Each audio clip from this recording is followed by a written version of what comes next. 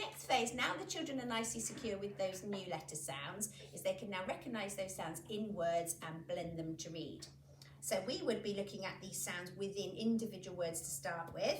And to help the children, sometimes we add things that we call sound buttons and sound dashes. So we look to see if we can see any digraphs or trigraphs in the word. Can you see a digraph or a trigraph in there? You can see it. Holly, what can you see?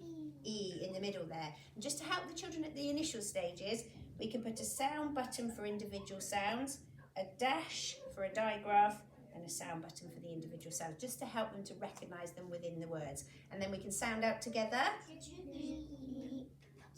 Jeep, well done. Let's try this one, ready? Can you see one in there? A, well done. In the middle there, isn't there? There he is. Let's try together, ready? Main, well done, good job. Let's try this one. What can you see in there? It's not a digraph. What have we got? A trigraph. Let's underline it then so we can see it. And then we've got two sounds either side. Here we go, ready? Sight. Well done, good job. We also move at this stage onto two-syllable words, and we give the children a special skill. What do we do with a two-syllable word? Chunk it up, so we can put it into two smaller chunks to deal with. Let's do with this one first. Ready?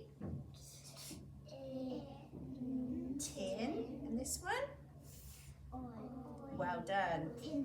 So together it is tin foil. Well done. So sound buttons are a nice way to help children to see those sounds within the words. And once they get a bit more fluent and a little bit more able to recognise them on sight, obviously they start to read without them. The next phase, obviously after individual words, is we start to read captions and sentences. And we have a lovely game, a yes-no game, where we read some sentences and we have to see whether it's a yes or a no answer, don't we? So shall we have a go? Some of the words within here will be those tricky words that the children need to learn on sight that they can't blend. And then within these sentences, we try to practice lots of those new digraphs and trigraphs. Let's have a go, ready? Well done. So you read that one on sight. You didn't need to blend that one. Well done. Can.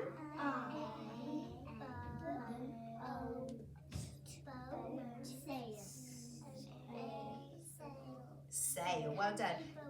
Good girl. So once we've decoded all of the words, we then reread the sentence to make sure we understand it. Let's read again. Can a boat sail? What do you think? Yes. Well done. Good job. Right, let's try this one. Here we go. I think we'll sound out. Ready? Well done. Well done. Yeah, well done. Tricky word in there. We couldn't sound that one out, can we? Let's reread again without sounding out. Ready? Not bus. Coach. No, a coach can't zoom in the air, can it? Well done. Good job. It hasn't got any wings.